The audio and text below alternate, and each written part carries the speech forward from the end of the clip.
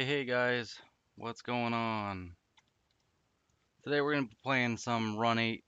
We're going to be doing it on the Harrisburg line for Norfolk Southern. I'm just trying to get the external display here cooperating, which it looks like it is. There is a new program out by the guys who made this, Railcoder, who have made a way to allow it basically to duplicate the port for uh, uh, custom control devices, which theoretically is supposed to make it so that I can use this and the cab signal overlay at the same time, but I've been messing with it for a while here now and I have not gotten it to cooperate. Now let's see, I do have to get this set up for our train here, so let's see, because the last time we did this was with Amtrak stuff, and that was on the A-line, 7712. Norfolk Southern 7712. It is an ES44DC, which we've got a trio of going on here. Let's see, what else we got? Got to do...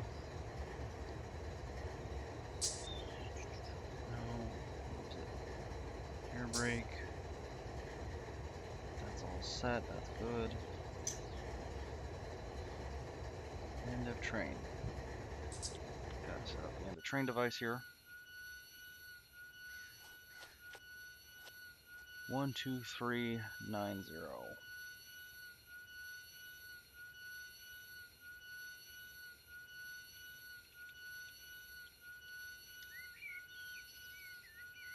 Boom. Accept. Contest.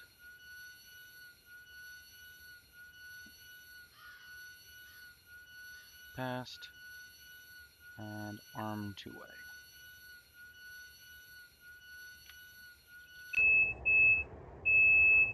There we go. That's all set up now. Set up to the dispatcher's channel. And we'll get underway here.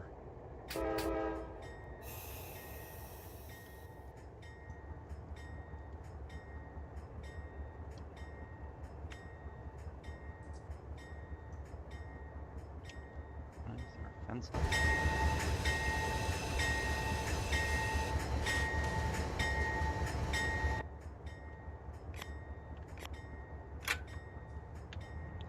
Alright. Yeah, we don't... Do we have mid-train DPUs? Oh, look at that, we do. I didn't even realize. That explains why there was a fence up then.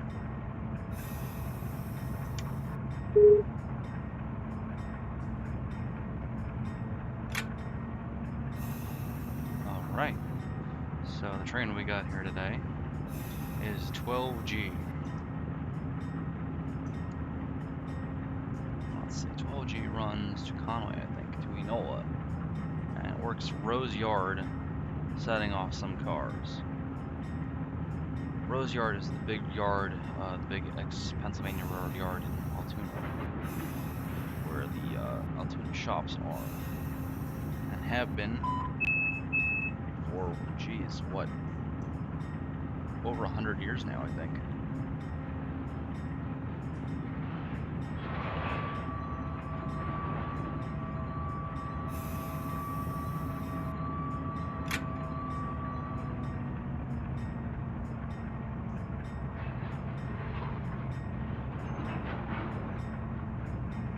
Alright, that was kind of a rough start, but we're going to ignore that. Get our headlights on full here. Let's see, our train length, 6,334 feet. 2.8 horsepower per ton. Total tons, 8,127. 49 empties, 45 empties, 49 loads. Total axles 406. And our speed limit is 55. but we probably won't be getting to that speed anyway because of the curves in a lot of places. Besides, the highest speed limit anywhere on this route, I believe, is 60 on the downhill slope on the other side of the mountain there.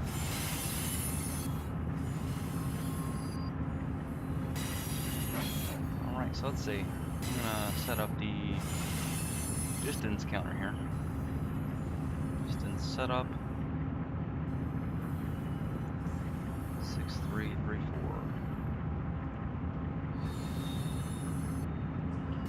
Preset, modified preset. Save preset. Alright. And with that, I believe everything here should be set up. Hey, Spudster. Flange is working overtime right now. Yeah, a little bit. We're not even at track speed yet. That's the best part.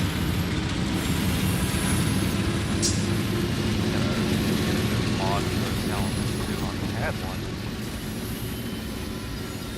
Not quite sure what happened.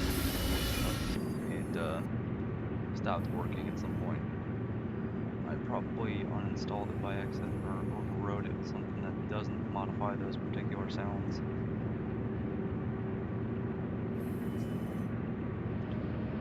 Oh well. Let's see. Signal coming up here very shortly. Should be clear, but sure I didn't pay attention last time. Well, the dispatcher before setting off. Should probably take it easy. Only the next control point.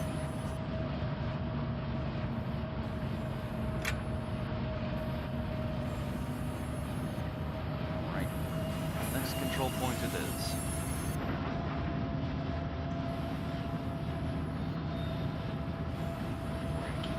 Right along here at a nice slow speed in case that's red for any reason.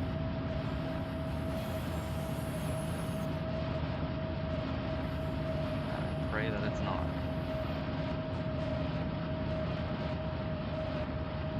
Because that would suck. But this is a pretty busy line, so it would not at all surprise me.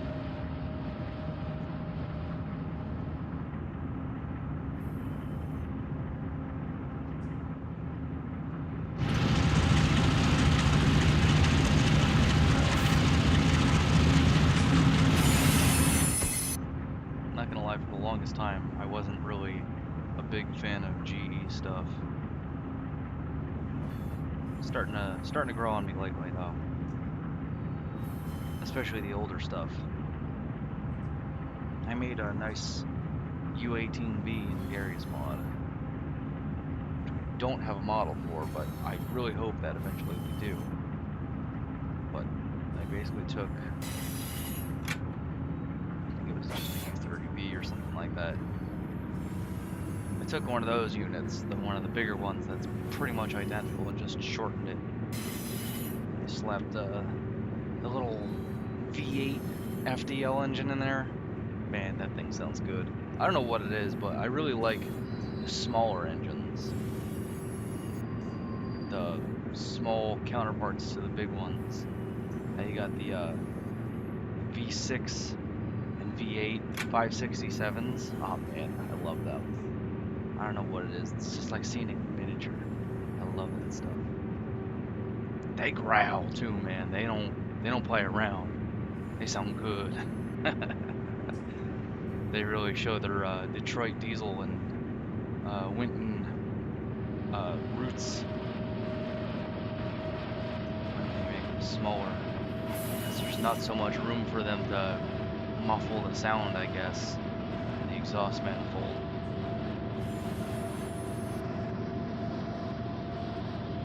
So yeah, we got approach signal. Next signal is in 2.3 miles. So that means our next signal is probably going to be red. until we call up the dispatcher and ask for permission to get into Rose Yard, which means we're gonna have to be pulling up right here at the siding, I believe.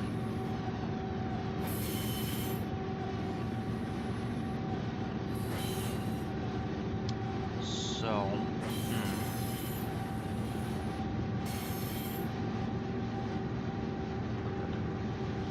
that's going to be our destination block. And if it's wrong, we'll find a way to work around it. But I'm 90% certain that is going to take us over to the opposite side of the yard from the shop complex. Technically, we do have a model for the UATV, but it's all this train build itself. Yes, that is true. We do have a model for it, but it is ancient, and I'm not using that. Although I have used some of those old models and upgraded them, but I did that right before we got the new GP9 model. So I upgraded the old one, and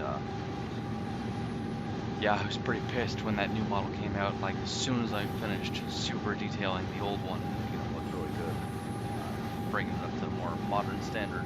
I even redid the handrails on it and everything, went from those blocky ones to actual circular pipes, basically.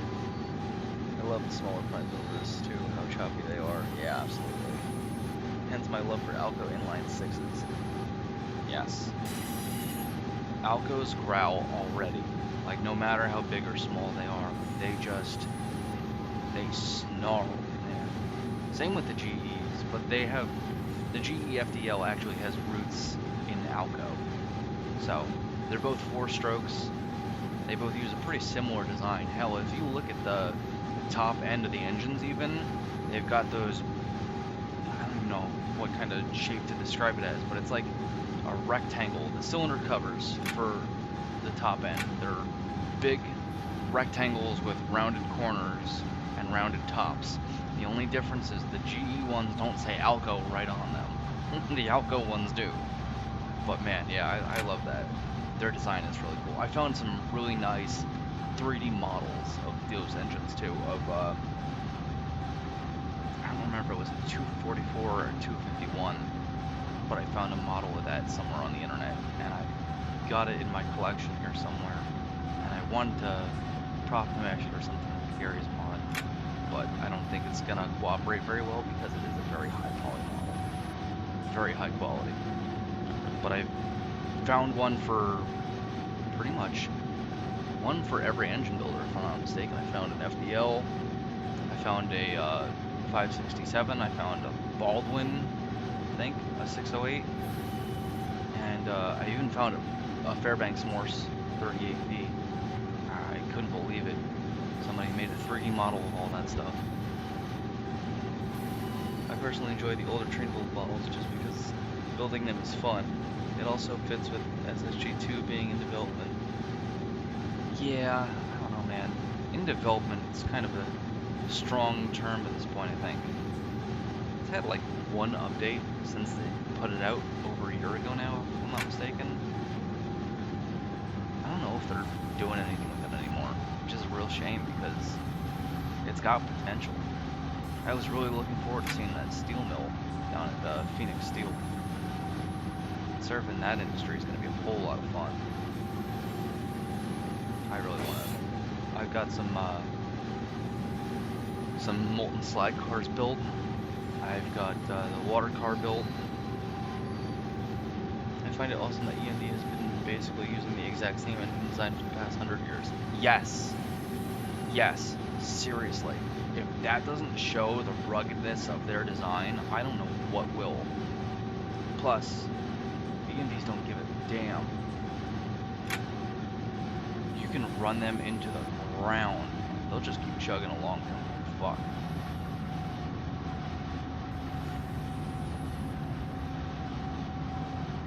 They do like to leak oil and water though. But until it gets really bad, they'll just keep going along. Then you get the low oil trip. Yeah. You go back and you reset it, and you do it all over again. But even that design for their overspeed and low oil trips is really, really neat. It's just a big lever at the end of the engine block. What?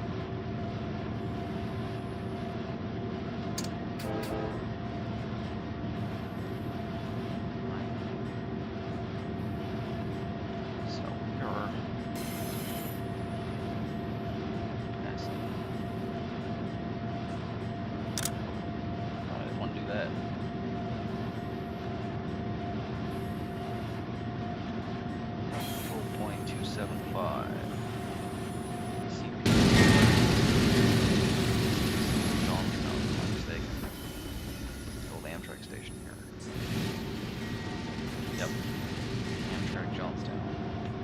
That has been there since the days of the Pennsylvania Railroad too. A lot of this stuff has. There's a whole steel mill over here. At least there was. I don't know if it's actually still there. It must be. Whoops! I'm a bad boy. I knew that was there too. Why did I do that?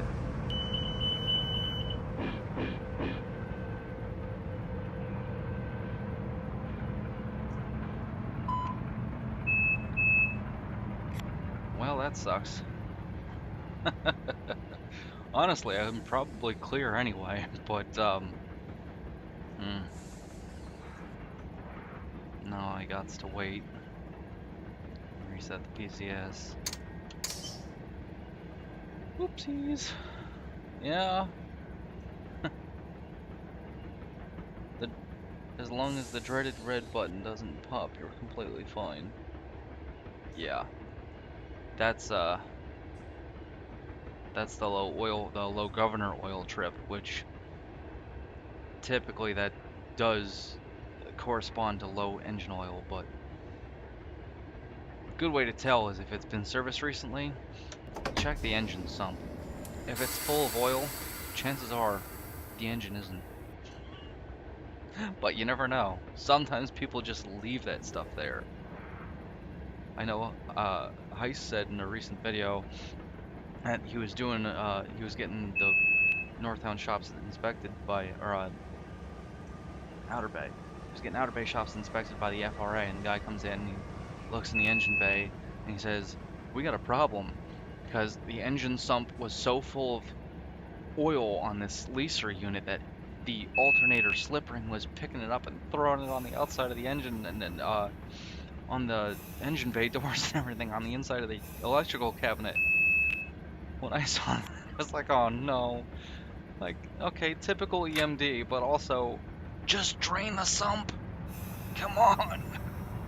Don't do that.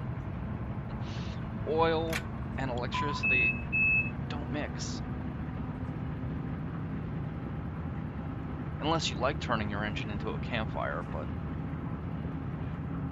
it's an expensive mistake.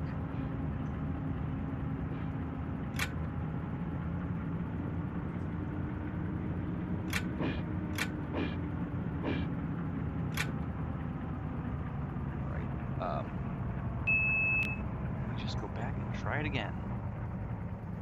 I didn't pass it by too much, maybe like an engine's length.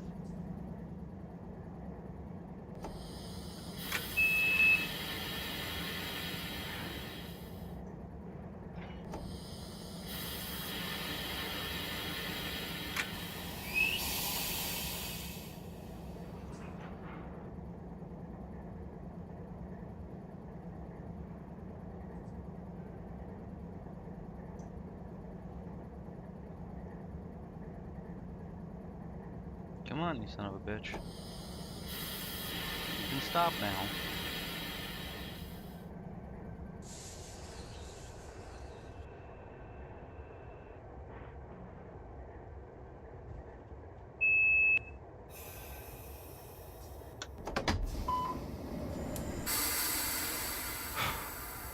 Okay, let's try that again. PCS letting your mistakes sink in with your punishment time. Yep. It's not the power cutout switch. It's the punishment cut-in switch.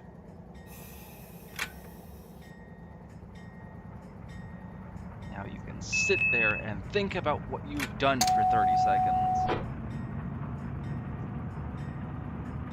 Yeah, okay. Yep.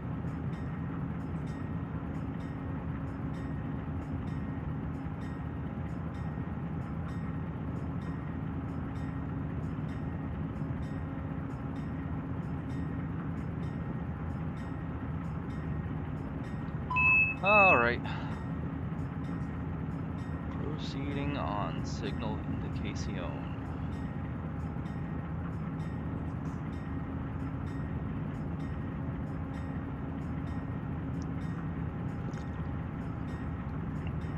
More go-go juice.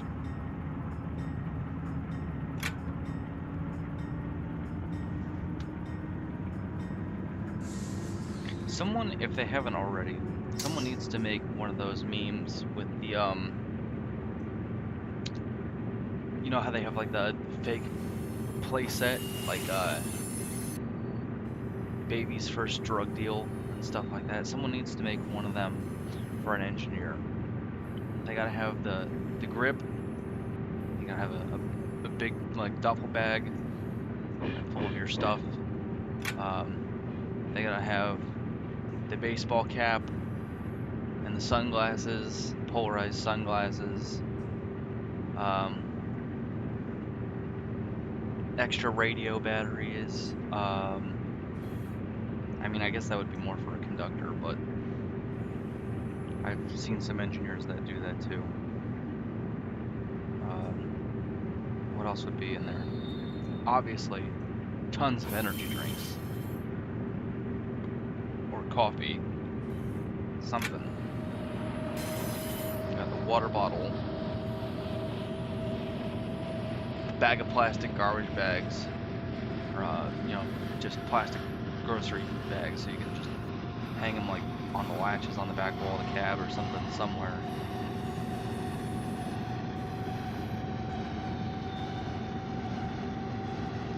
It's baby's first, what would we call it?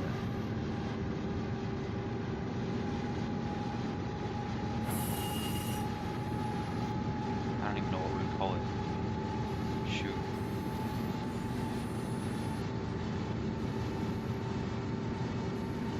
Baby's first extra board run, something like that.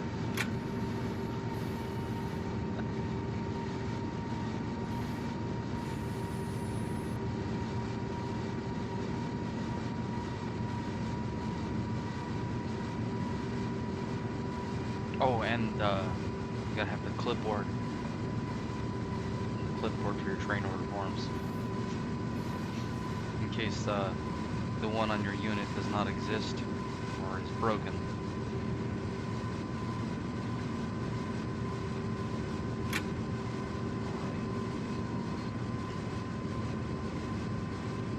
Got the advanced approach. This is Vale Yard. I know with some of this stuff, the runny devs, they kind of do a mix of eras with stuff. Just like one of those massive water jug things that people who do sports have, but it's full of various flavors of Monster. Dude, they call me 007. 0 sleep, 0 money, 7th fucking Monster Energy, okay?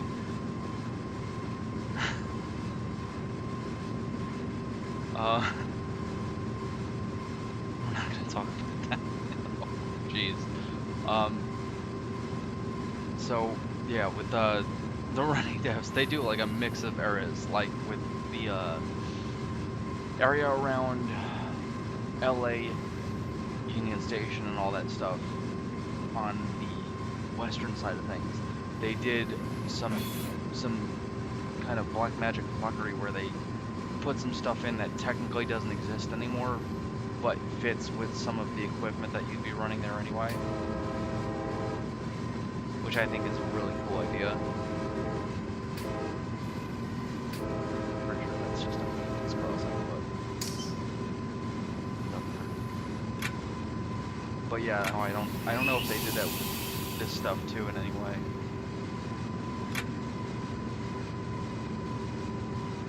If they did, it would not surprise me.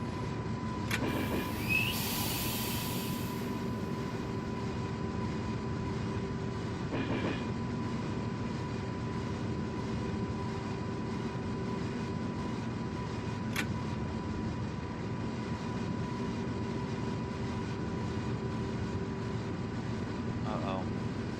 Better watch out, 475. It's your worst enemy.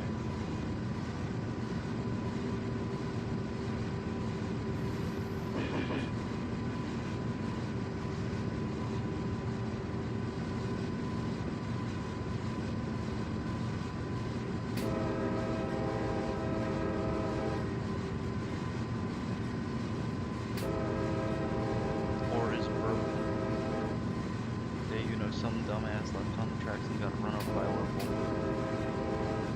Some people, I mean, you know, some of those clipboards, the spring mechanism that keeps the clip actually held down, on some of them it's just so damn tight that you have to basically bend the entire fucking thing to get it to actually put up so you can fit some paper under it.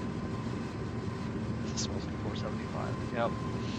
Dun, dun, bum, bum, bum, bum. Yeah, but I've seen all kinds of mishaps with those things too. Basically, if there's anything in a locomotive that can break, somebody has probably broken it. Did it get fixed? Probably not. Prime example, the bathrooms.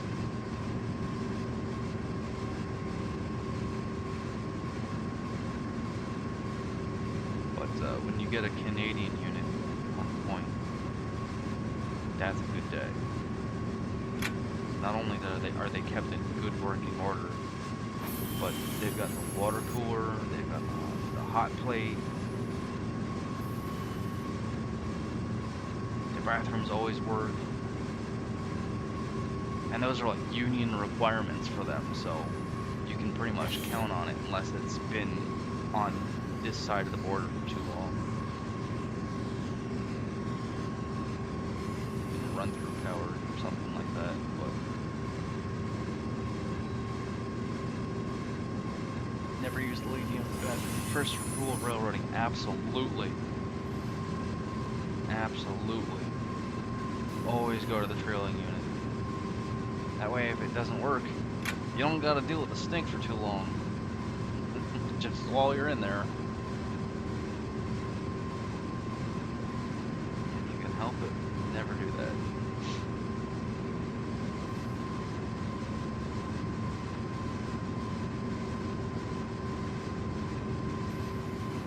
I know there was a story from somewhere over the Northeast. It might have been Conrail, it might have been before Conrail, I don't remember. But they were giving out plastic bags and a bucket for the nose in each unit. And the plastic bags had serial numbers on them in sequence. And the issue became apparent that those numbers were there for a reason, because they had issues with the engineers and conductors tossing them overboard. And needless to say, people next to the tracks did not like that very much. So they would have them literally return these bags at the end of their run, and they would check the numbers on them. And if there was any of them missing, they got in trouble. It's amazing what some of these railroad companies would do just to get around putting bathrooms in the lead, in the nose of the units. What?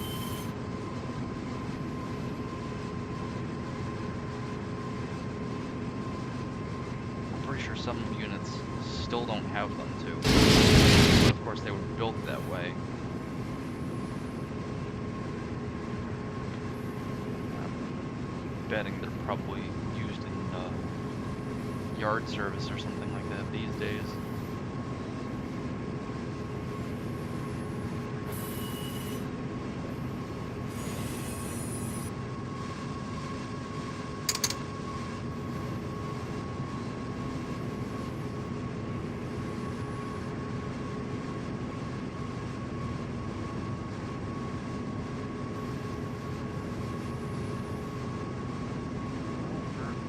right along here.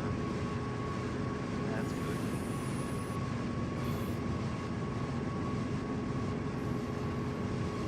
Still accelerating too.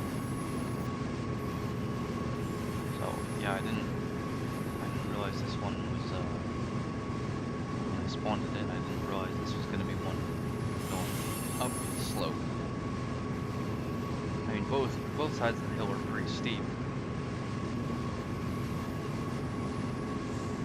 But I think the west slope is a little bit steeper.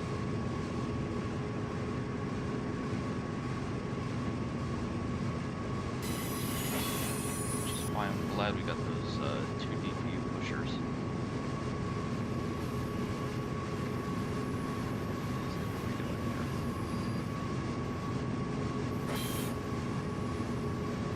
Traction motors are heating up. 125 degrees.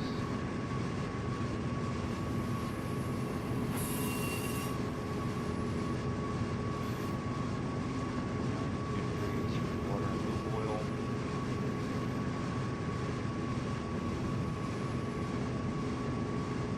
I don't know what the limitations are for these units. These newer stuff. This newer stuff. I know with a lot of the older EMD stuff at least. Typically around 210 is like overheating, but it also depends on and how many fans it is too.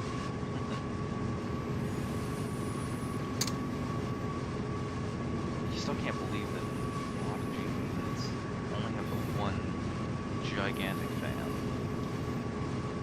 Like for maintenance purposes, that's great. You know, if anything goes wrong, just change out a single temperature switch, basically, or you know, replace the motor for the fan housing or something like that. Maybe just adjusting, balancing, but that thing goes out mid-trip. The unit overheats and it shuts itself down.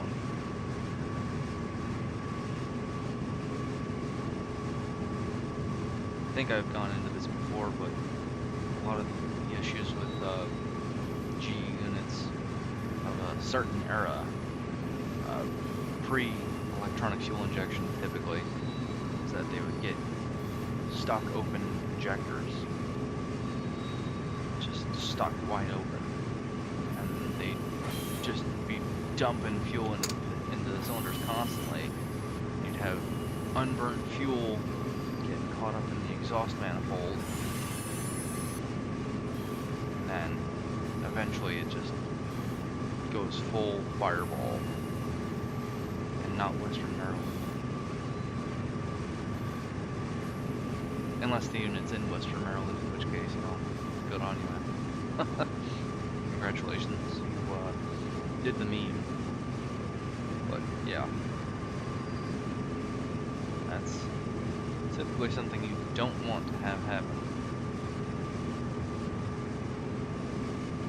Unless you're standing trackside filming, in which case I guess you're kind of expecting it. But that's a bad day for crews. I don't know why they don't have alarms for that stuff. Like, until they shut down, you don't know. In some cases. That's just crazy to me. There's no fire alarms or anything. Like, why did they do that?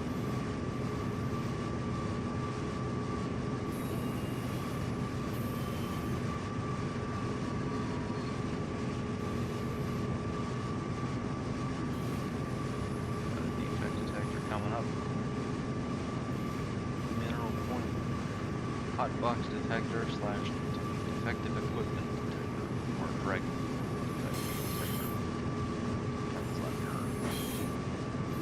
Lingo, I suppose.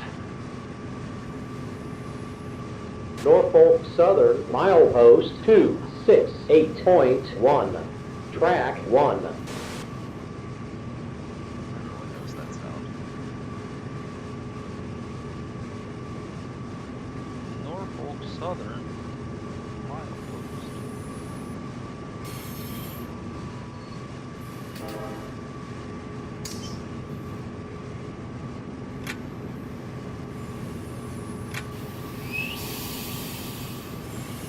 know, it's amazing, stuff like that.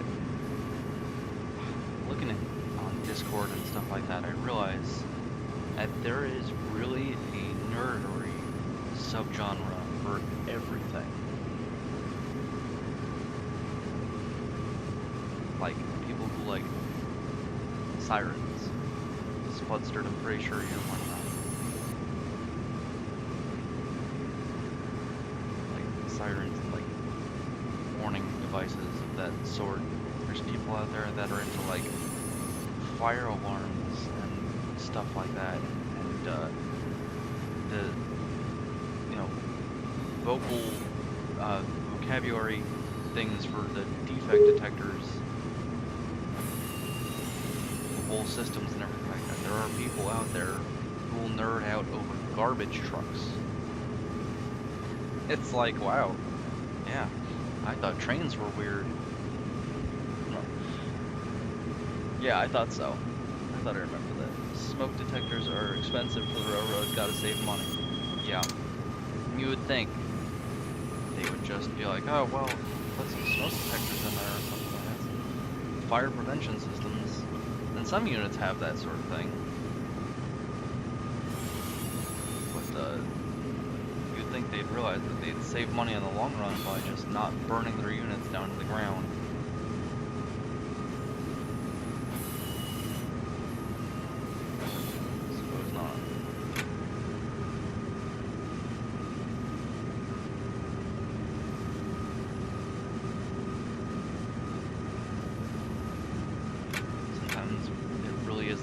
Norfolk Southern milepost 268.1. Track 1. No defects. Total axle 406.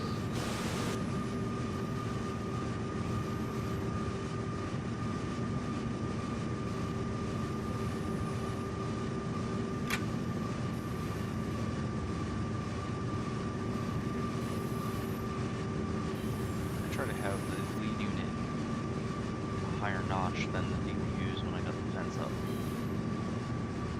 It doesn't always work out that way, but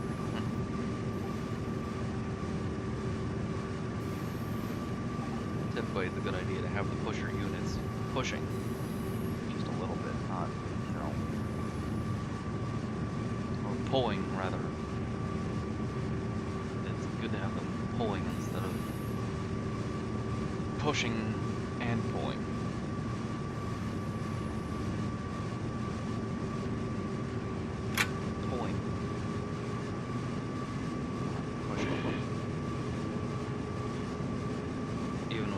Down the hill.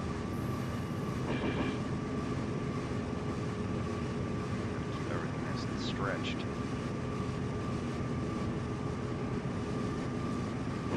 Like that. Yellows, oranges, and reds. These are coupler string.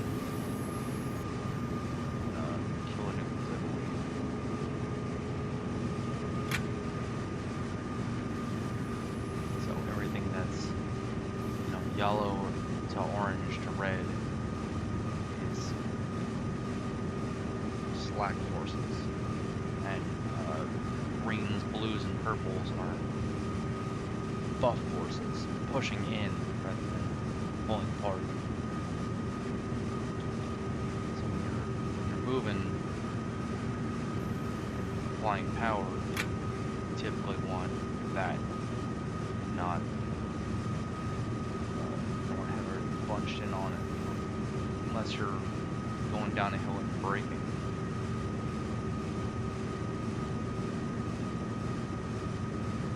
Then it's usually a pretty good idea to actually have everything bunched up.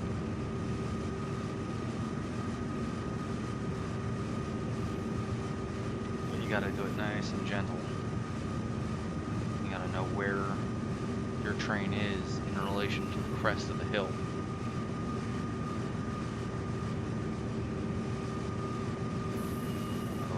Just constantly back and forth, slamming together, pulling apart. Freight doesn't complain, but it's, not the best handling in the world. never particularly interested in fire alarms, but I understand the interest in them. I'm not judging, it's just not one of those things that I really understand. But I'm sure there's plenty of people out there, my wife being one of them, that don't understand the interest in training in general, so you gotta figure if I were to sit here and judge someone else for what they're into, you know, the nerdery behind it all, I'd just be the pot calling the kettle black, so. Besides, I'm down for stuff, you know, I may not be like the most invested in that sort of thing, but I definitely understand the interest in like how things work. I'm always down to learn new stuff. I get it from my grandpa, I think. My grandpa Leon, who's a mechanic in the Navy on the big ship engines, and I think that's where I get my interest in mechanics in general from. I think it was hereditary. I think it was just in my genes. But as far as his favorites, he liked the ship engines the best. I like ships too. I don't know anywhere near as much about them as I do about trains, but if it's big and it moves, chances are it's cool in my book.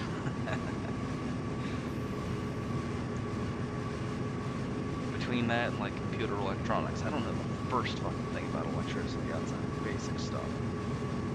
But I know computer hardware pretty well, I'd say. And that's just something that I taught myself, oddly enough. Oh, is that Amtrak? Yeah. That's Amtrak.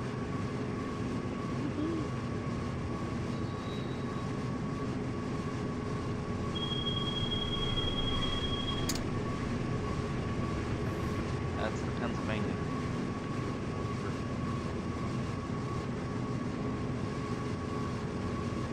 I've ridden that. The 42 and the 43 actually. Went out to Colorado years ago at this point. I did it all by train. I got on at Newark train station in New Jersey. Got on the Pennsylvanian. That went all the way out to Pittsburgh. Got off in Pittsburgh. Waited for another train. I think it was like a 4 or 5 hour wait too. Jesus, layover time. That was crazy. But then that would have been, I forget what train it was, but I went to Chicago from Pittsburgh. And then from Chicago, I got on the Southwest Chief. And that went all the way down to the Junta, where I got off. And then I got picked up. That was a cool trip, though, man. That was a really cool trip. I think that was the first time I ever saw a war bonnet paint scheme on anything. And when I tell you,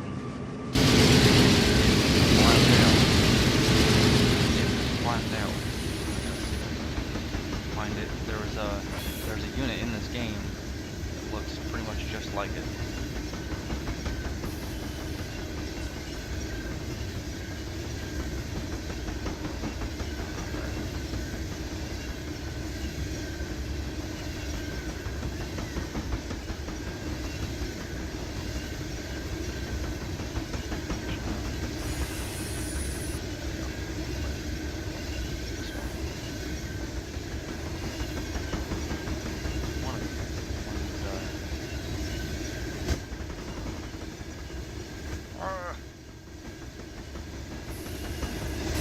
Okay, yeah, sort of. But it had a lot more black. Like fire damage black. But yeah, it was one of these. I don't remember what number the unit was, but yeah, I was on the Amtrak train. I happened to be looking window. This one does. There it was. Sitting there in the siding.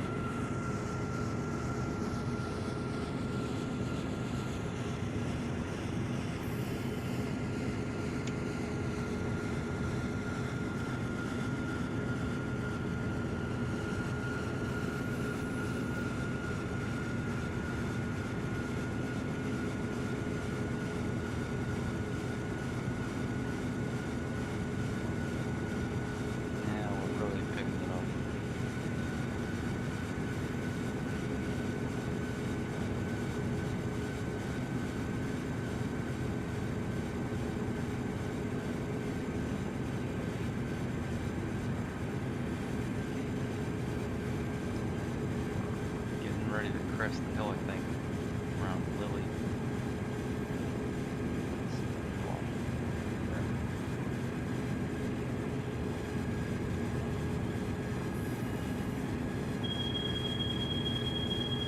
Trying to figure out. Oh yeah, you know what? Come to think of it, I think they did do a little bit of tomfoolery with stuff that exists and stuff that doesn't. Because I'm pretty sure they've got the old grade, the old alignment through the tunnel still.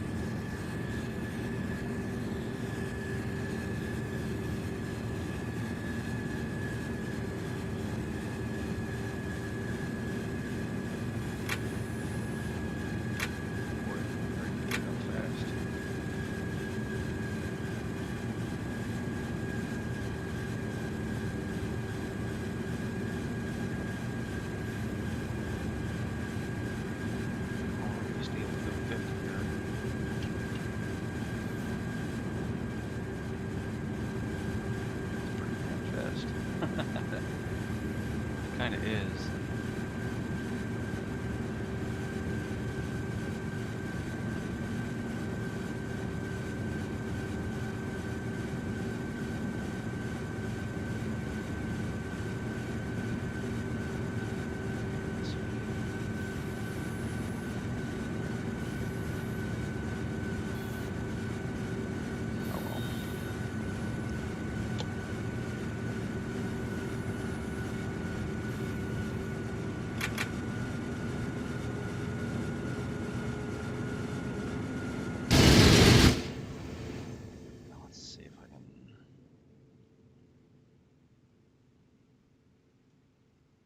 What's this?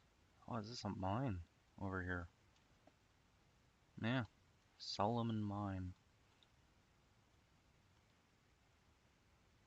Me, Solomon Grundy, make coal mine in Pennsylvania. That's all I can ever think of when I hear Solomon. Me, Solomon Grundy, drive trains for Norfolk Southern. I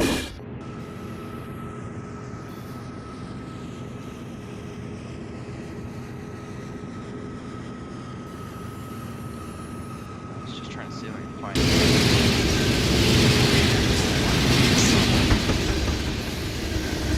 Norfolk Southern, milepost 258.8, track 1.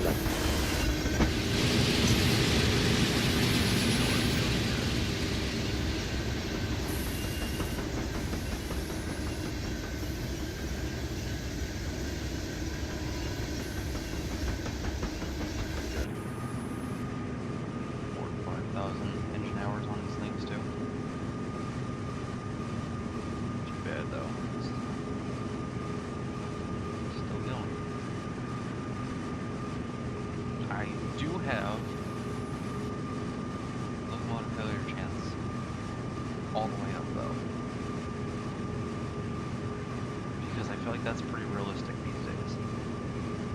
still very rarely have anything happen. There's been a few times where I've had units overheat tunnels and stuff on the western routes. Specifically, there's the tunnel going into Searle's Yard by the Trona Railway. That is a hell of a tunnel because it's on this giant grade too. So I've had some units that have overheated in there. I don't think they've ever shut down though.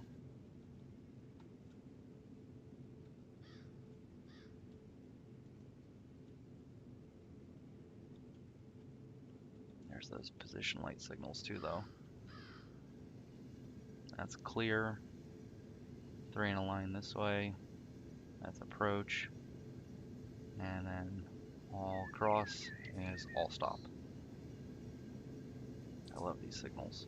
I don't know what it is about them, but I just love that. And the Pennsylvania Road came up with that design, if I'm not mistaken, because they had a few colorblind engineers who couldn't differentiate greens and yellows. They figured, okay, well, if make them all the same color.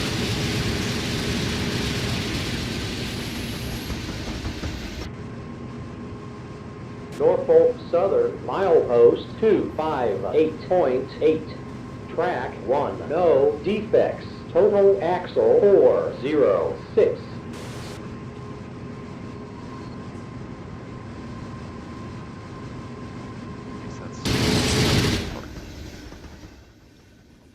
Oh, that goes right into Solomon Mine, okay.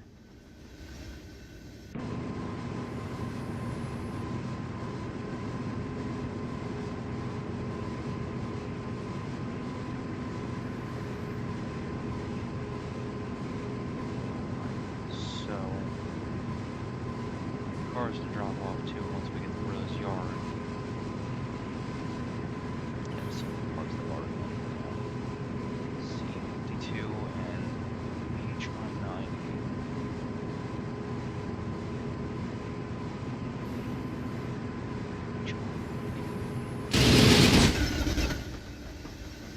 H190.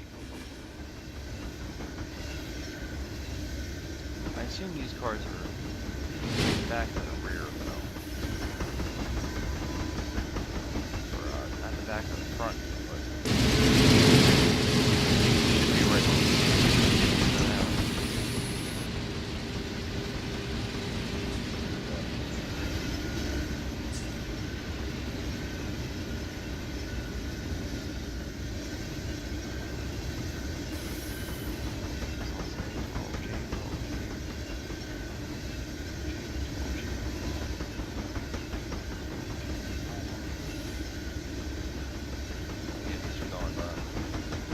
Right outside of Harrisburg then. No, Harrisburg. Yep.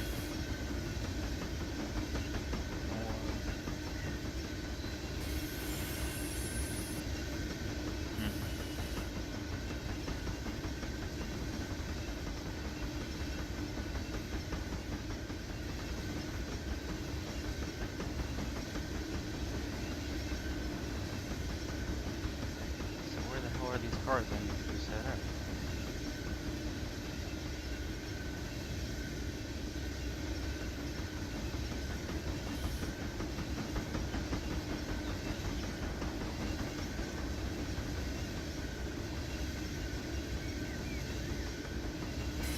I wonder if they're behind DPUs here.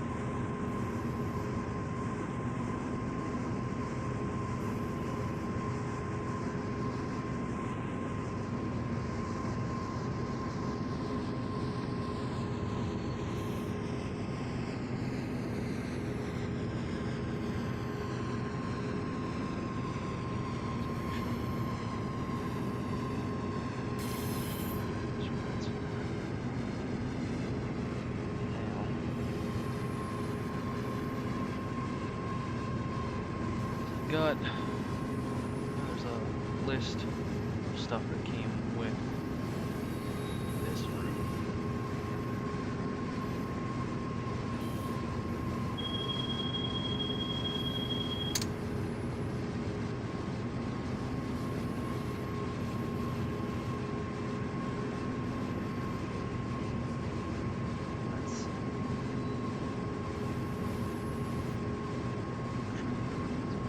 That's the one.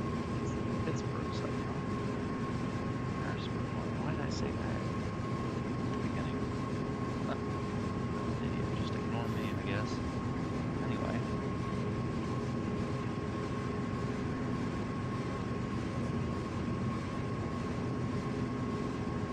Let's see, we got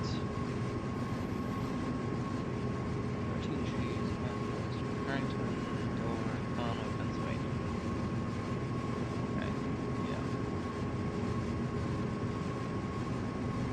Other trains were C-52.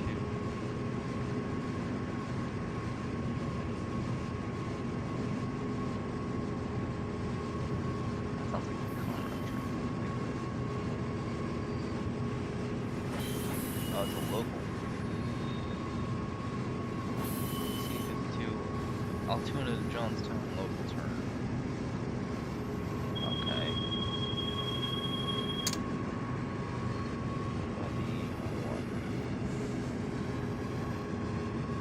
Search this document.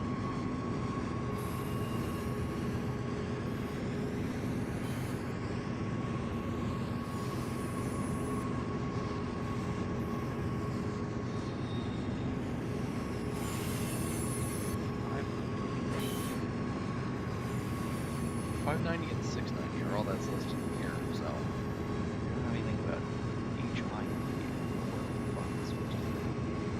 Whoops, not crossing. That's supposed to be H1. No matches in this document. Either way, these were all cars for this train. All cars for Harrington. Norfolk Southern, milepost 253.1, track 1. Right outside of Harrisburg.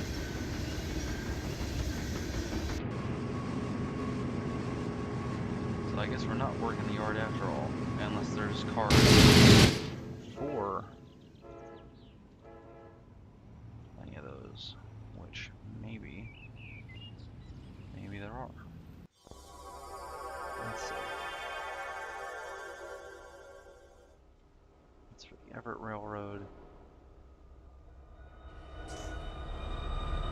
Conrail units here. 11V, 13V, 18N, 11V, 36A at Edgemore.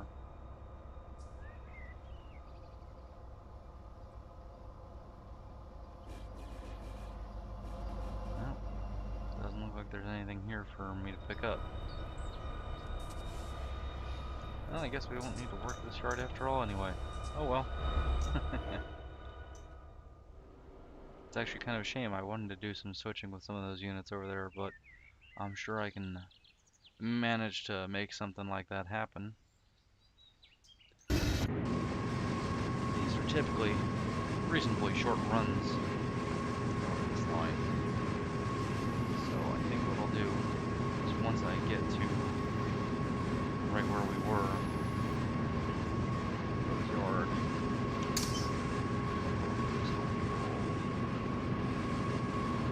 stop at the crew change point, AI it, and then we'll do some switching over there in Rose Yard maybe.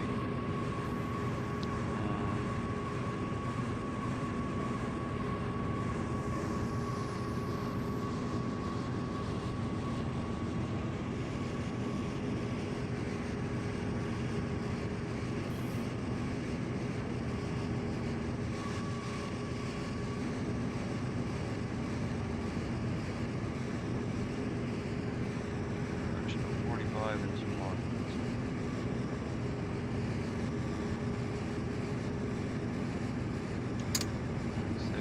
Norfolk Southern milepost 253.1. Track 1. No defects. Total axle 406. We like no defects.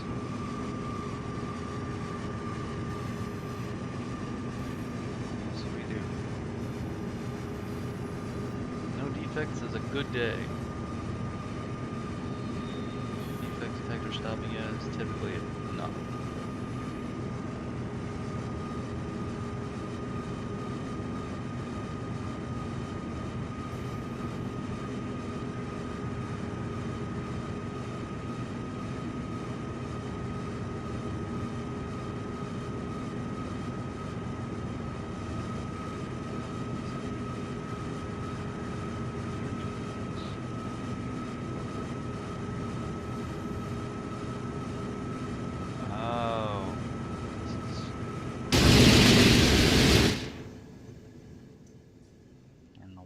Here.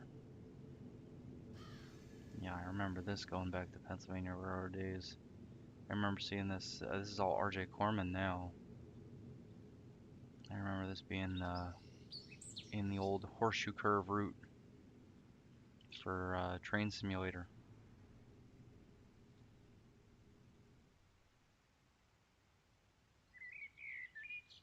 Oh wow, they really went all the way back with this stuff too, huh? Oh wow, so you can run some R.J. Corman stuff.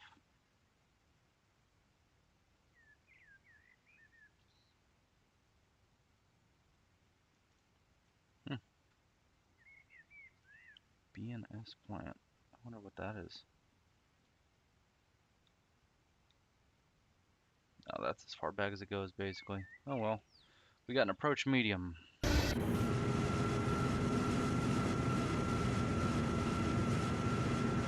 45. Which we're not even doing that much. And production at 30.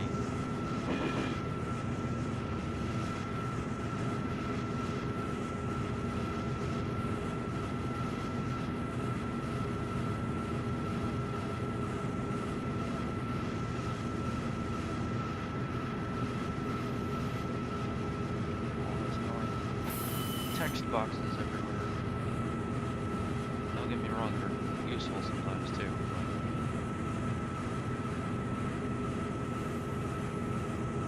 But yeah, I guess right around 220, 230 on these ones maybe. Start overheating. Traction temperature stands at pretty high temperatures too. Holy shit. 400 will probably start getting into the red. Most of it. That's crazy. I can't imagine that would look very good from underneath. But I guess if you've got a locked axle or something too, you got to be able to account for that because the sliding friction, those wheels are going to heat up, and then the heat from the wheels is going to transfer through the axle to the traction motor.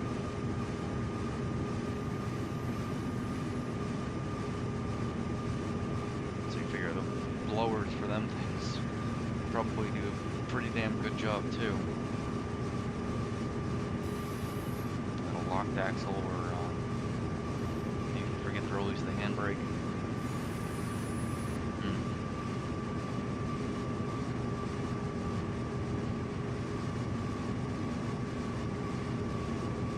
That always sounds like a bad time.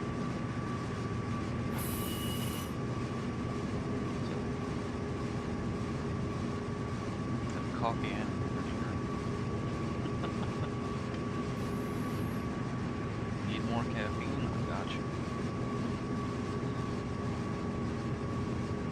Right. Slowing down to 30 here.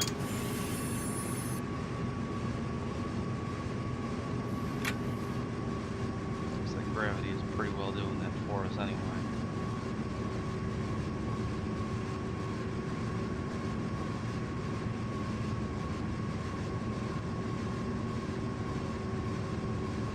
We're going down to 20.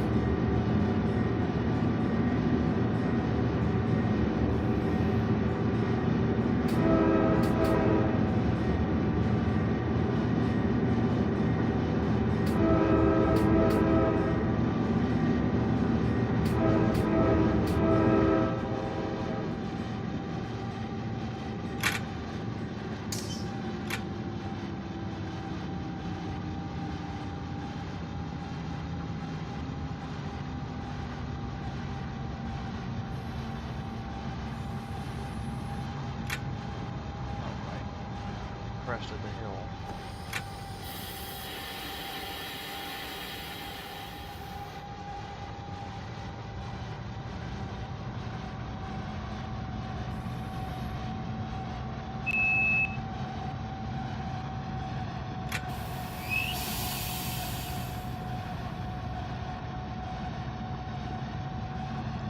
Start going down.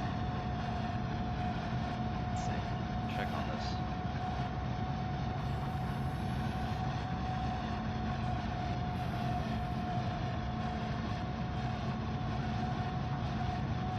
See on the bottom side, that's the brakes applying.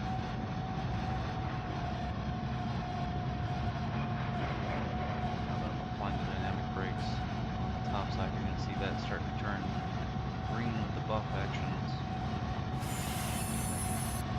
Bunching up. Start right here, yep. Slowly work its way back down the train. They still got the DPUs pushing it notch 1. Take that down now.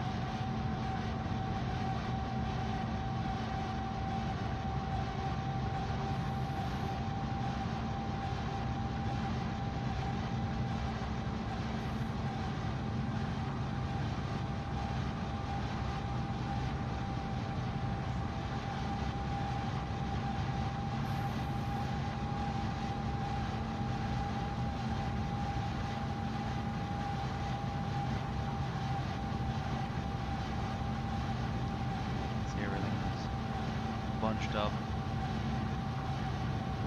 Bunching real good now. Error.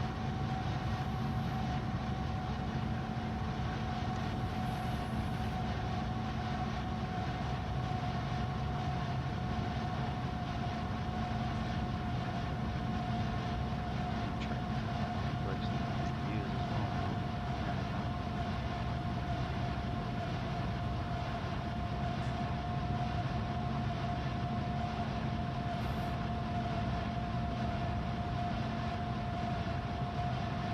Back off on the lead units here a little bit, maybe. Yeah, it's gonna strain.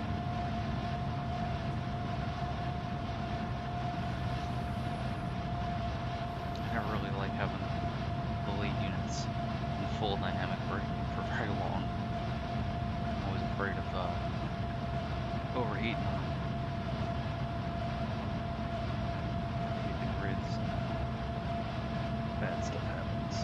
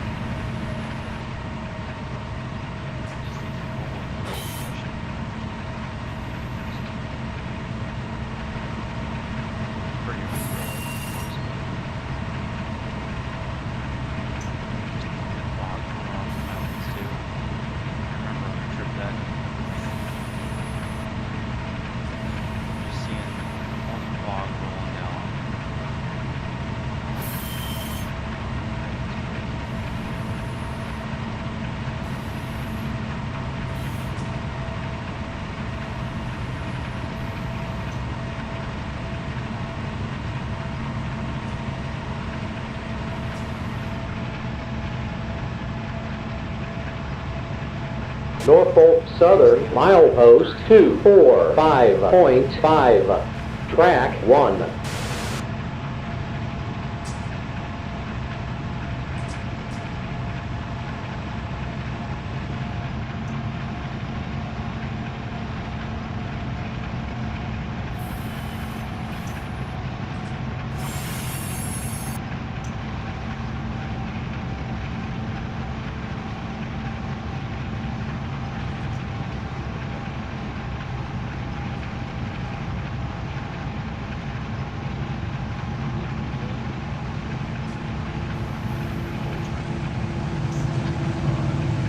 No.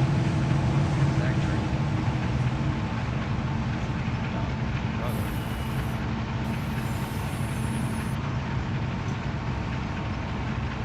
So there's the whole train.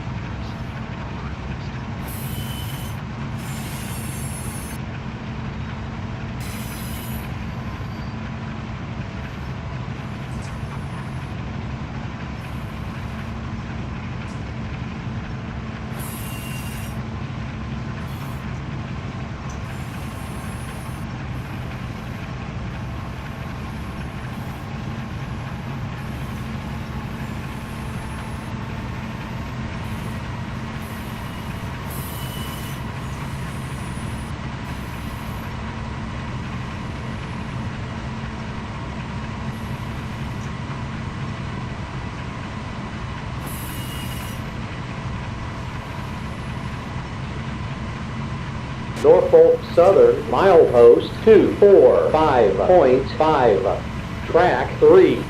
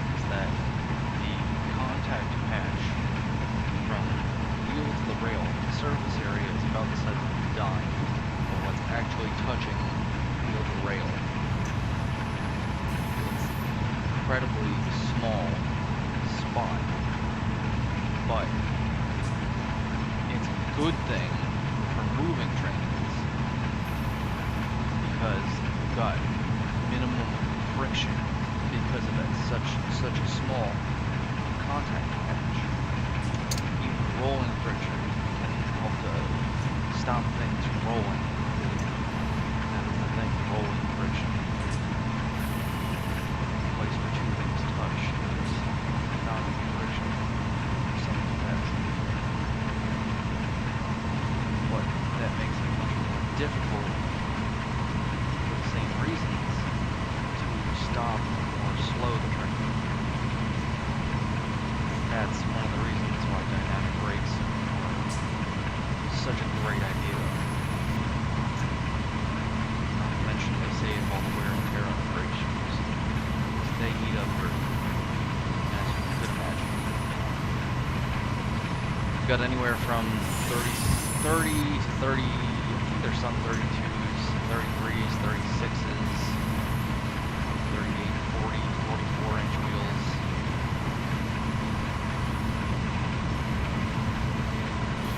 Brake shoes get up against them.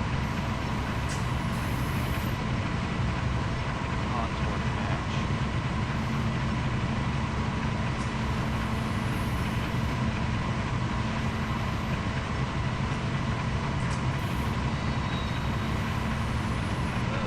Composite type shoes, composite material, just like the ones on the calipers on your car, disc brakes, for example. Electrical brakes, you know that material pretty well. But then we've also got some of the older ones used in some modern cases. Typically on steam locomotives, if I'm not mistaken, we've got the cast iron brake shoes. They're like at least 20 pounds a pop.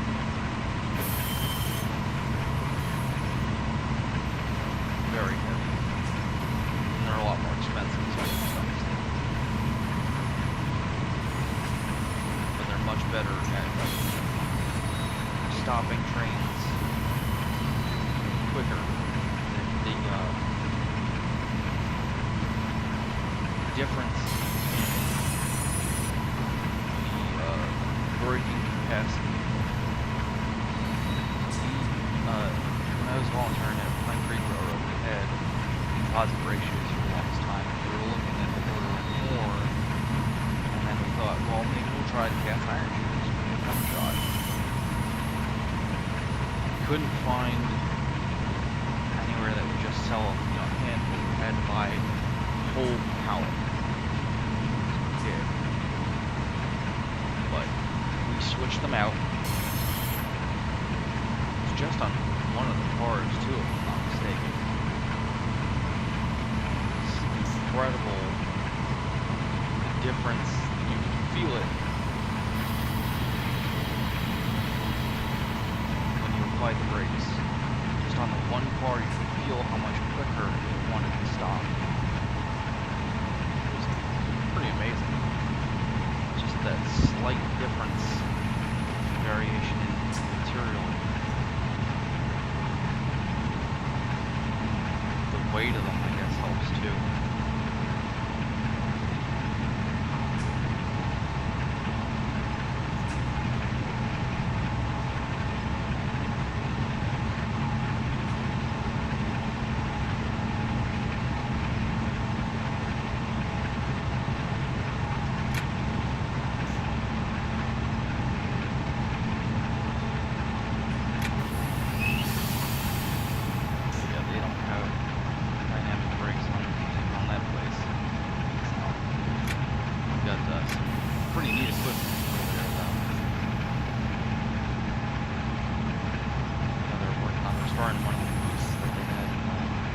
car barn for the longest time, which is really amazing because I didn't think the thing was ever going to see the light of day again, honestly.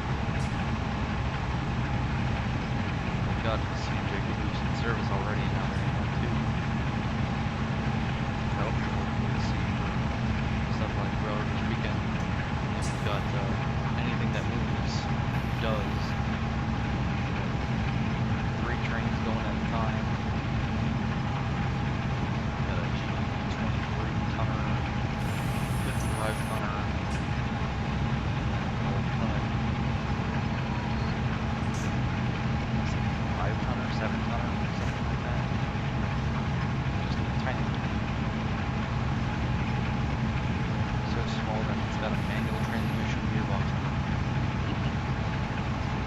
That thing will drive like a car, which is pretty cool.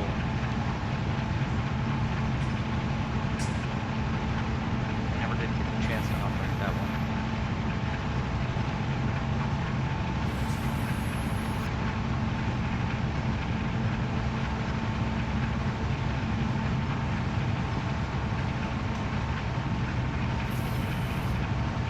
Back then, I couldn't transmission on the car. Now I can, and I prefer it actually. It's crazy to think about that. Gearbox on a train. Short, tiny little thing. I bet the one in Strasbourg probably has a manual transmission too. A lot of those Plymouth engines did, which is part of what makes them so cool, in my opinion. Should be one of the very fun.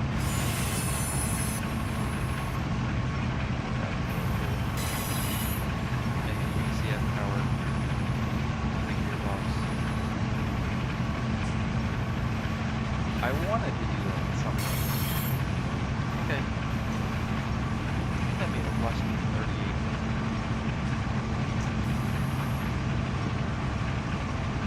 That has the gearbox in it, which is kind of cool.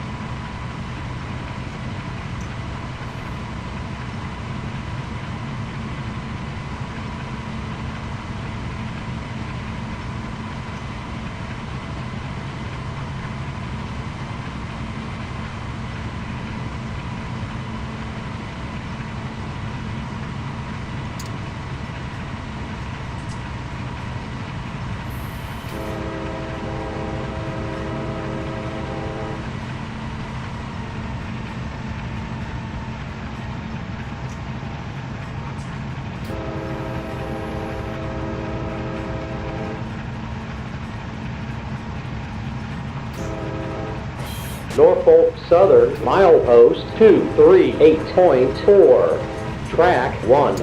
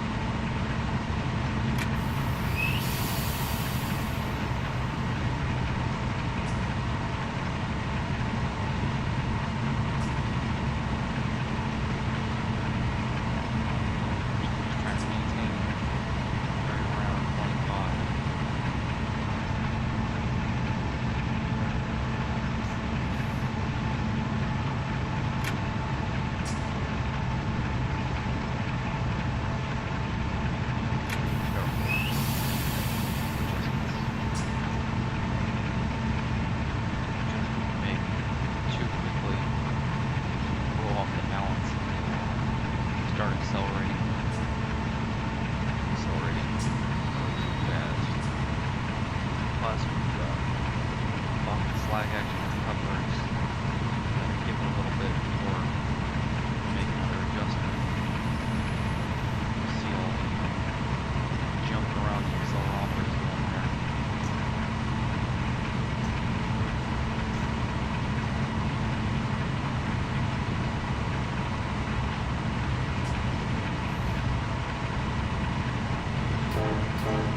Norfolk Southern, milepost 241.0. Track 3.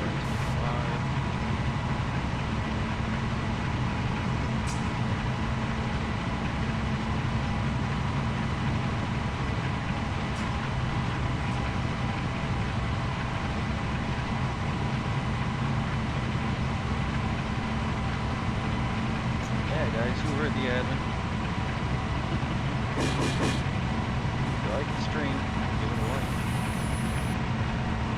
Like the content, give me a subscription. Por favor. It's free. Doesn't cost you a thing. Just lets me know when I'm putting out another stream or another video.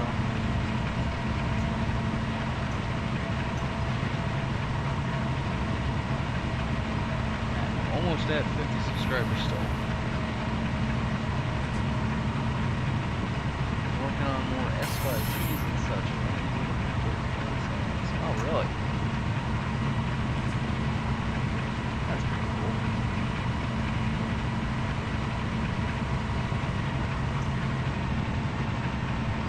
Spudster is the, I guess he is more of a Leslie guy. But, he's the Leslie Guru. Oh. Some stuff too for Gary's mod that really is really cool stuff.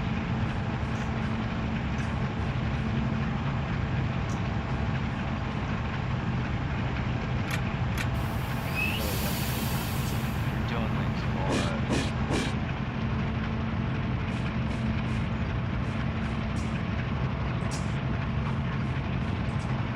Makes the horn sound echo and sound realistic from different distances.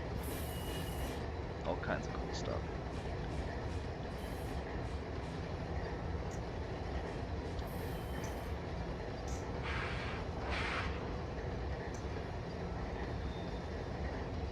Just trying to keep the speed under control here because being on this grade still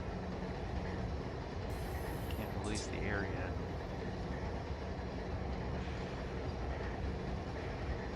Oh shoot, that's right, that's what I was gonna do.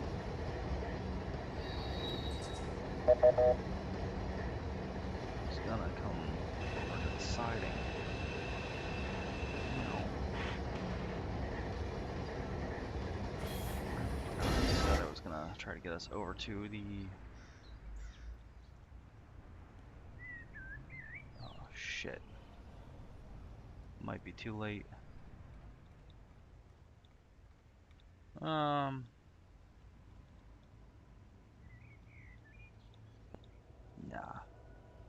He'll get us back over. Trying to get to the crew change point here on the map. Crew change point is right outside of the yard. Right up here. So I still gotta be on the main line to get there. Once I get here, we're gonna hop off, I guess, and then we'll do some switching, I suppose, over here in the yard.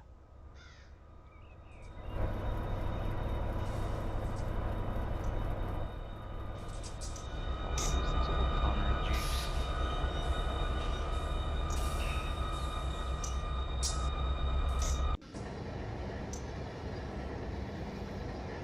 Norfolk Southern, milepost 241.0. Track 3, no defect. Total axle 372.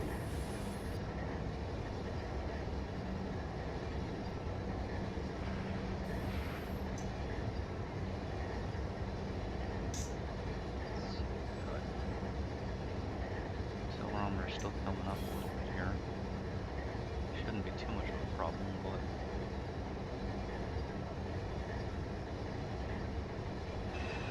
still on 0.44% downhill.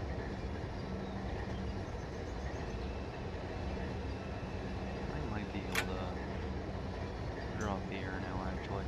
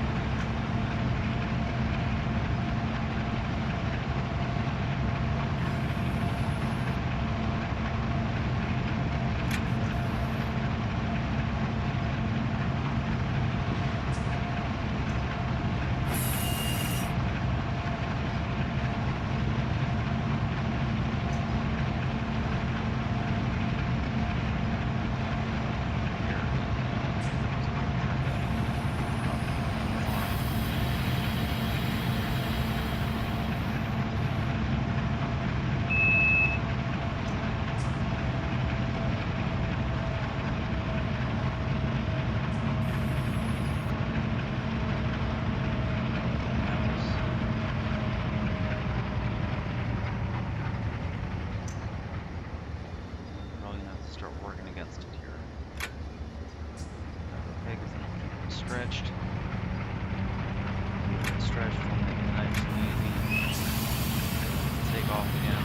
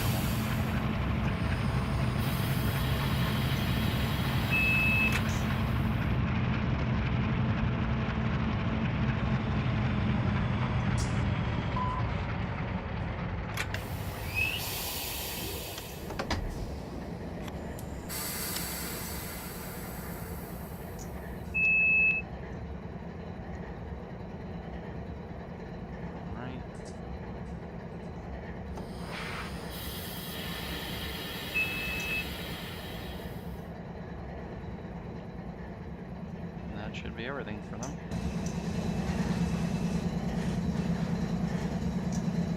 I recruit.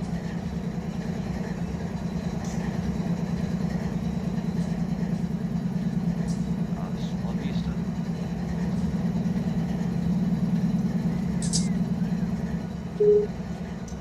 Now we'll get back in the yard. Let's see. I'm sure something over here needs to be sorted, or at the very least I can make up a train of some sort. So got a lot of 11 N's, 11 V's, that's all. Yeah, I guess I could make up 11 V. Quite a few cars for that.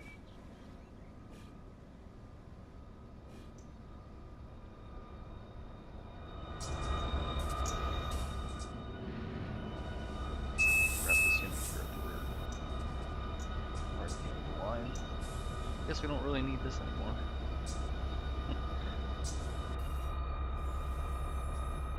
Alright. The old Conrail power here. Oh, yeah. Or is it real, my beloved?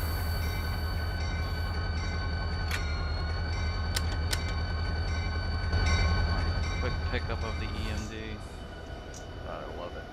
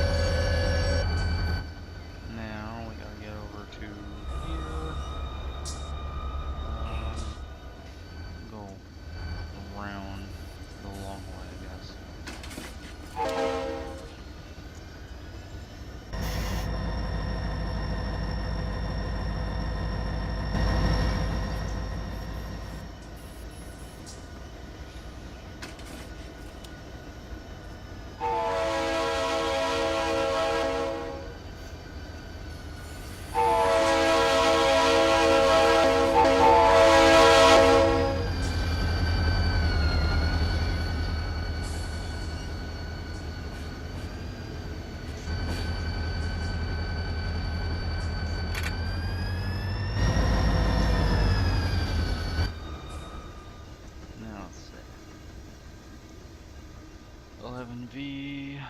Let's see. A bunch of loads, a bunch of empties.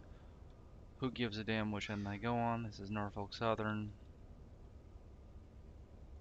Alright, these ones are going to Conway. These are all also going to Conway. Okay, good. Even better, so it really doesn't matter. Although, I don't know if I want to put the Autorex on the front or the rear. Because I honestly don't know where any of this stuff is getting dropped off. Who cares? We'll put the Autorex on the front end. If I'd realized I was going to have to come this way, I would have just picked up one of the sets of units from this end. Oh well. We'll give the little girl a little bit of exercise. Let this one stretch her legs. I'm just going to slow speed control on, so it's not much,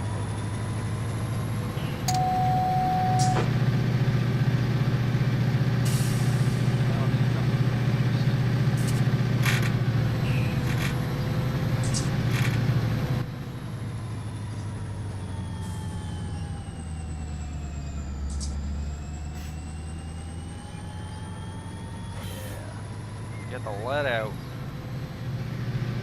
Get the lead out. Clear the carbon stack, the turbo, and all that stuff.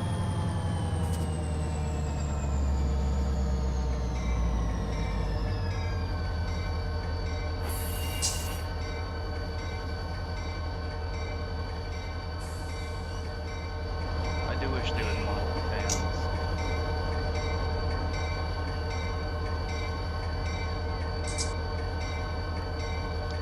But, you can hear them running.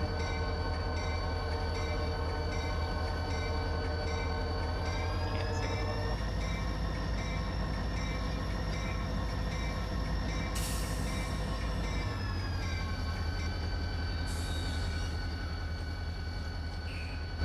Alright, now... Man, I hate the way this yard is laid out, though.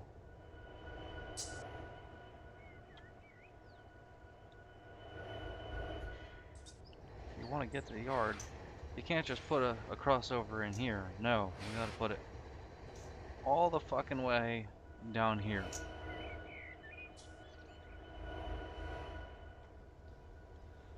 I don't know if that's a Norfolk Southern thing, or if that's a Pensy thing, or what, but all I know for sure is that it's bullshit.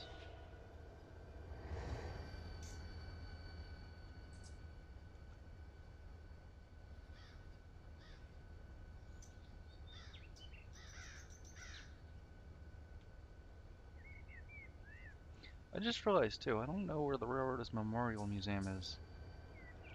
I feel like it's... I know they have a turntable. There's a transfer table over here somewhere, if I'm not mistaken.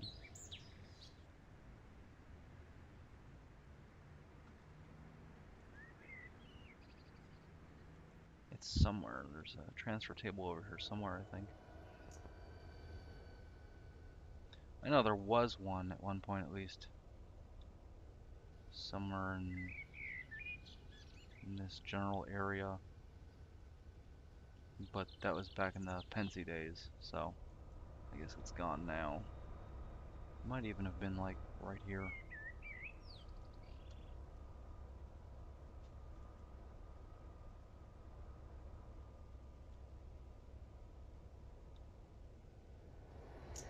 Got the Union tank car over here.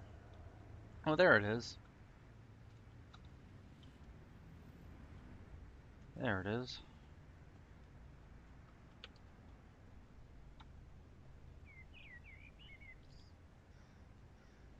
Look at that.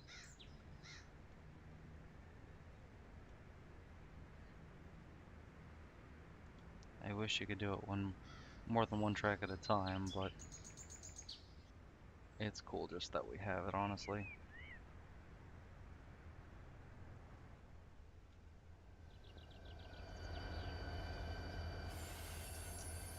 Still waiting to get past the switch here.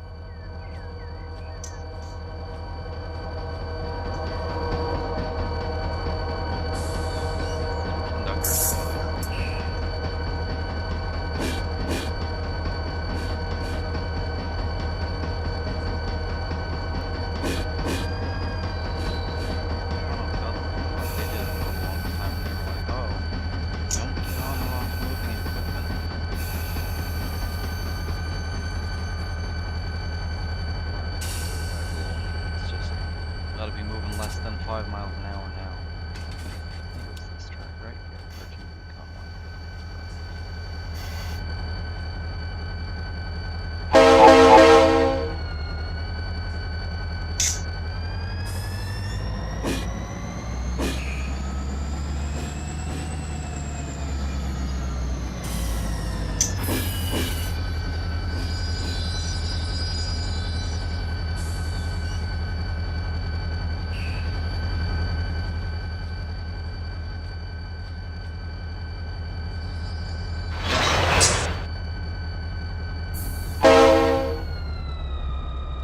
Step, and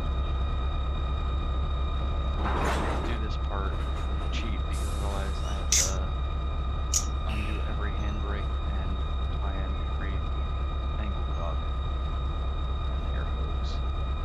Now we just do one, which in reality probably don't even really need to do this because it's just switching. Usually don't tie the ear in when switching moves.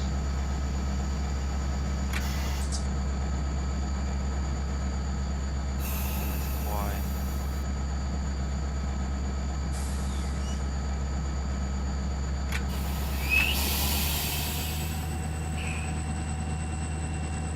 Right on the line here. I don't know if that's just because I'm a single unit here or because I'm waiting for the brakes to charge up, but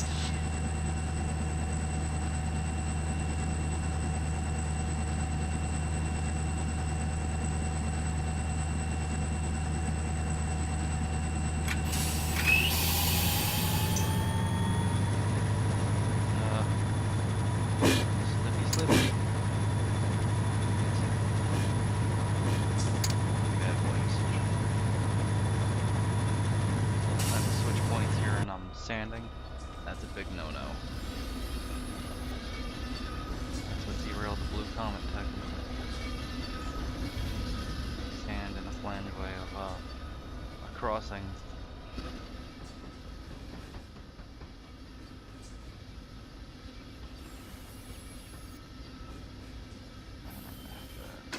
This one now.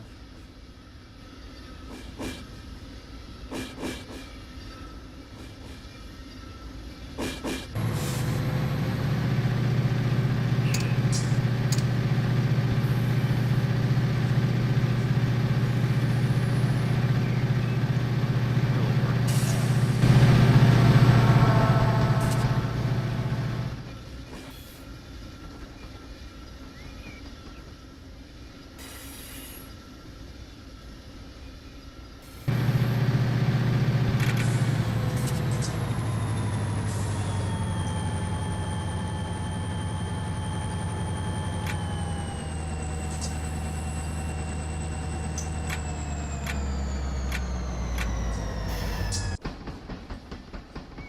I hate how I can't ride the auto brakes.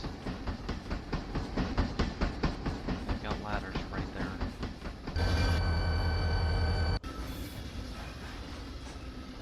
But it won't let me ride.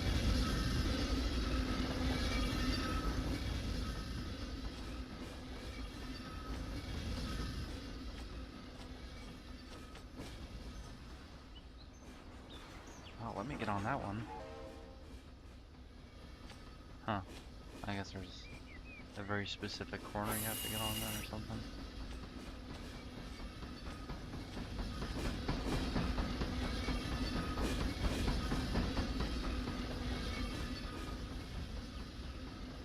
It'd be this one, I would think. Maybe it's just some of them. Maybe I'm still technically going too fast for it and it doesn't like that very much. Who the hell knows? No matter. Here we are.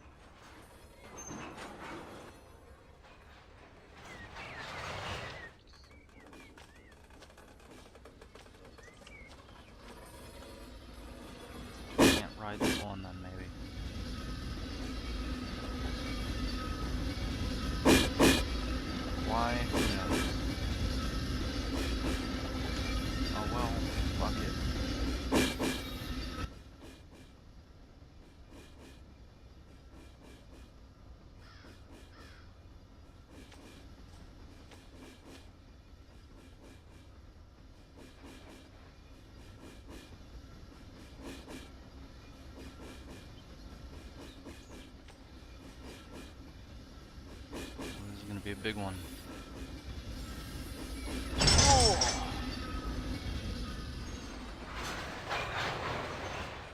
I'm gonna wait for that slack to bounce back. I assume it's going to. Oh, maybe not. Okay. Oh, because of all the handbrakes. Right. Alright, I gotta do that now too. Woo. Yeah. That. Now I'm gonna tie this one back in again. Because for whatever reason, it connects all of them except for the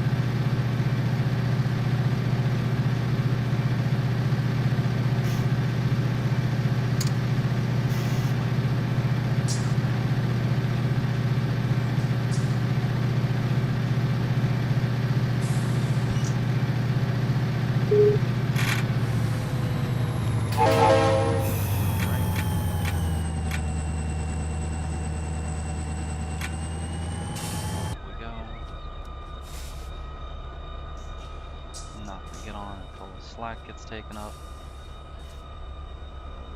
That's gonna be a hell of a fucking slamma-jamma.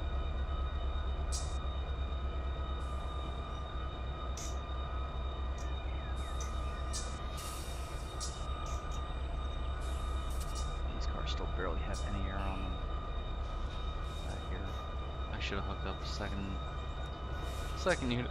Or I should have grabbed one of these sets of units. Oh well. There we go. Start to come out now. Yeah, I'm in notch 8 too. I can't tell if this is a result of lack of air or lack of power.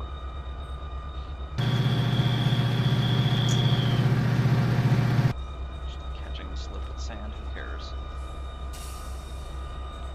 Grand train.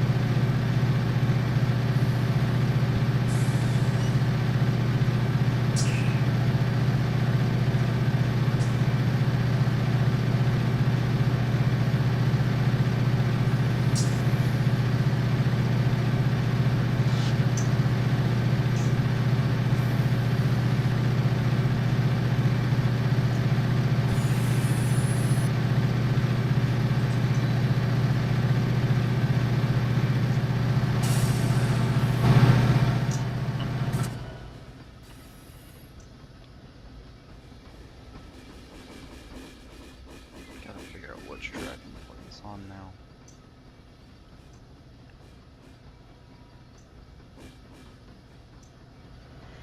I think what we're gonna do is just put it right here on this track.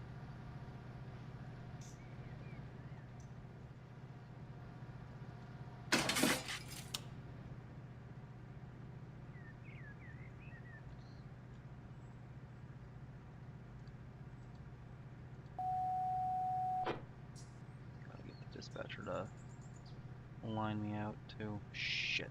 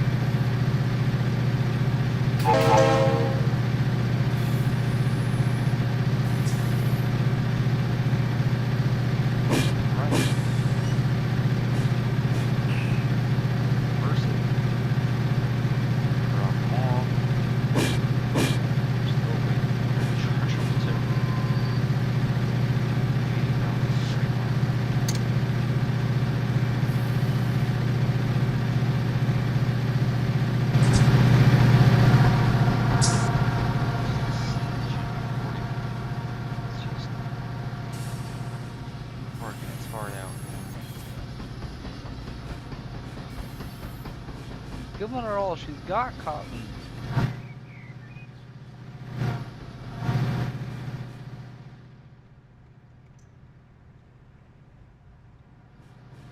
That's the hell of a train for a single engine. I really did not think this one through. I didn't realize how many cars there were for 13V over here. It didn't look like there were that many. Now I see the error of my ways.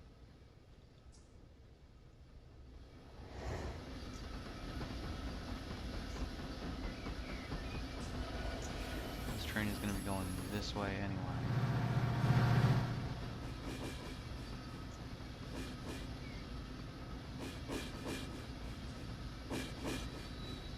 So once we get past here, we'll just shove back.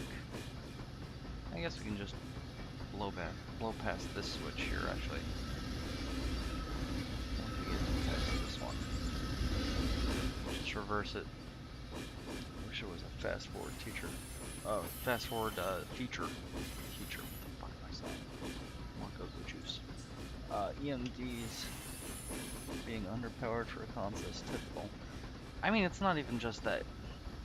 Not that the unit is underpowered, it's just that the whole train is far too long for a single engine.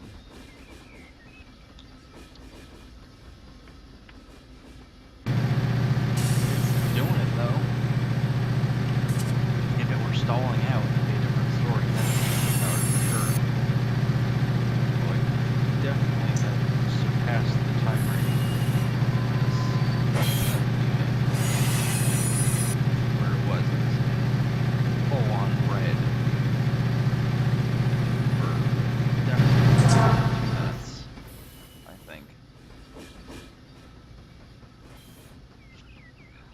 Advertisements. They just advertise their own DLC in some of them. It's just the coolest thing. It's a great idea.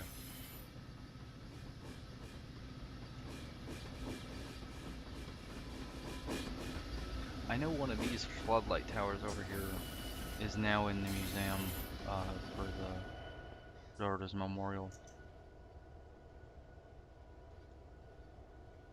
I don't know if they're expanding the yard over here now or what.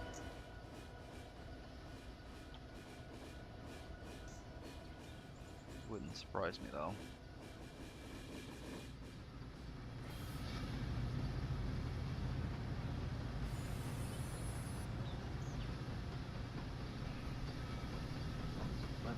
Right, okay, well shit, that's more cars to that over there.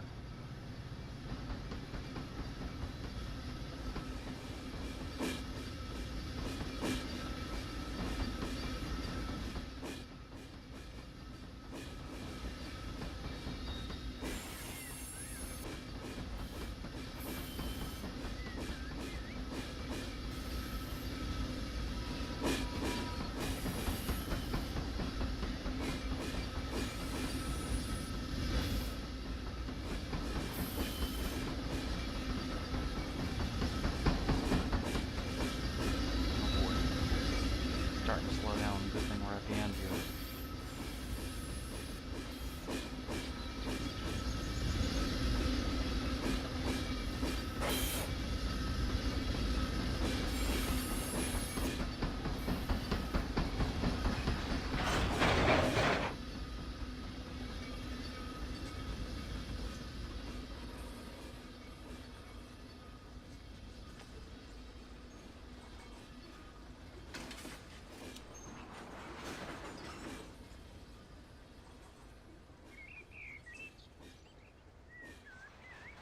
Just gonna slam on the end of things here.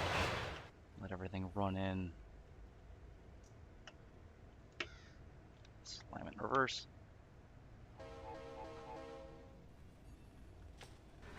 And the sand is on.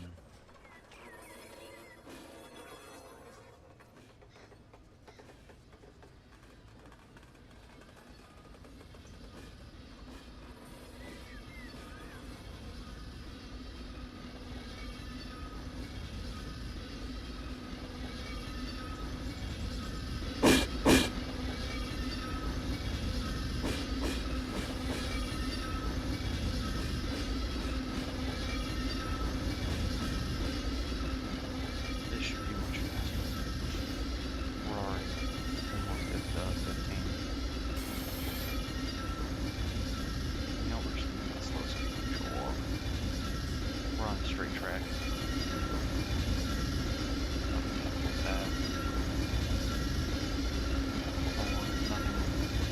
Fix any of the switches. Fine. Yes, that is a thing that can happen.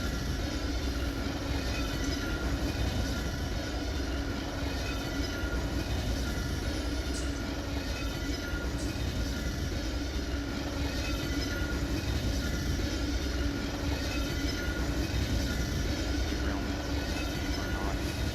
They're actually pretty similar to railroad or something. They're not perfect, but they work. They literally just like come off the rails right next to the rails. No matter how crazy the collision is or derailment in general.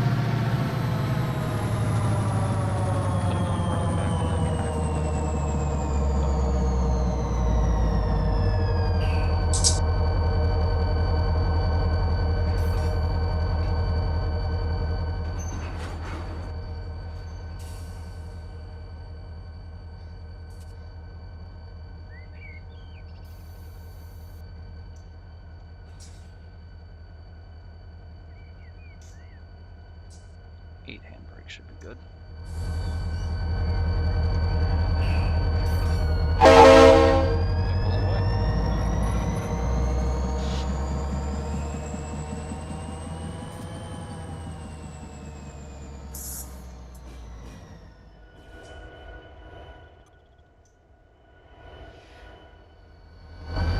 Now I'll just go put this yard power away.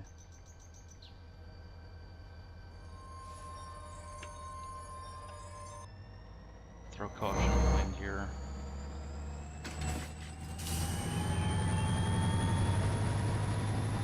Maybe if I do, maybe we'll actually get slight derailment that I can show off.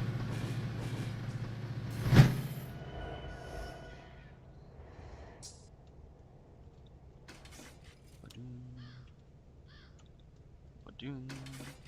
Yeah, it's definitely going to derail on one of these. Because we are now going 75 miles an hour. 76, 77, 78.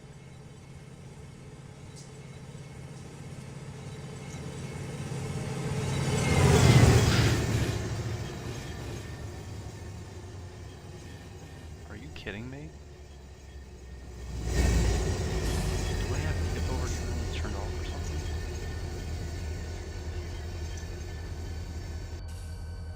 No, I don't.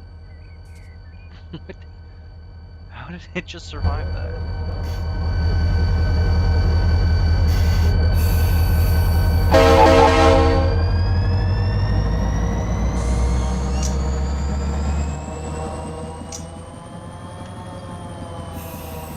Just drop it off here.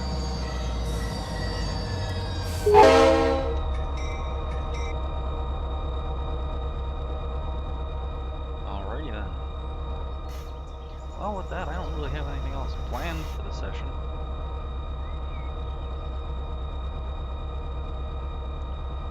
We're only a couple hours in. I thought that run was going to take a little bit longer. I thought maybe there would be a little bit more switching to do over here. I see now that I was wrong. That's okay though. I'm sure everybody's got better stuff to do than watch my stream right now anyway. I know I got some shit I gotta go take care of. My flanges are probably fucked now. Yeah, completely fucked. This is why you don't let the engineer of a train get bored. Yeah. I mean, when you let the intrusive thoughts win, this is what happens, I guess. That's why you can't do that. But I mean, yeah, so, I guess I'll just cut this short here for now. Maybe next week we'll pick up on some more stuff over here in the Harrisburg area. I'm not really sure though. Maybe we'll do an Amtrak train. That could be fun. Again, it would be a reasonably short run. But, with that, that's about all I got planned for the day. So, if you liked the video, give it a like. If you're not subscribed yet, 33% of you guys are not subscribed. The other 67% are. That being said, I would like to get that up as close as possible to 100%. I'm trying to get 100 subscribers by the end of summer. Is it possible? I don't know. Let's find out. So we'll say August, give or take. We're just shy of 50 right now, so sayonara, guys. We will see you next Friday. There's Friday, which will be our Friday Fun Day. I don't have anything planned for that yet, so if you have any suggestions, drop them in the comments. Until then, this is Bryson, signing off.